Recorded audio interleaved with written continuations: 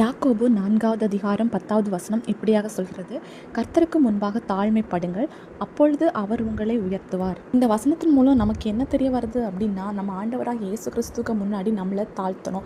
நம்ம எப்படி ஆண்டவராக இயேசு கிறிஸ்துவுக்கு முன்னாடி நம்மளை தாழ்த்தணும் அப்படின்னா, இப்போ எக்ஸாம்பிளுக்கு சாதாரண ஒரு மனுஷன் இருக்குது, அவனுக்கு ஒன்றுமே இல்லை, ஆனால் இன்னொரு ஐஸ்வர்யவான் அவனுக்கு உதவி செய்கிறான்.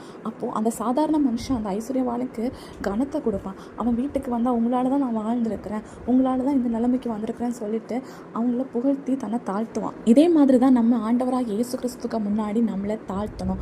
நமக்கு எந்த தகுதியும் இல்லை, நம்ம இன்றைக்கி உயிரோடு இருப்போமான்னு கேட்டால் இல்லை. அப்படிப்பட்ட நம்மளை ஆண்டவர் இன்றைக்கி உயிரோட வச்சு நமக்கு சுகத்தை தந்து, பலத்தை தந்து, ஆரோக்கியத்தை தந்து, இன்றைக்கி எவ்வளோ ஜனங்கள் சாப்பிட்றதுக்கு வழி இல்லாமல் இருக்கிறாங்க.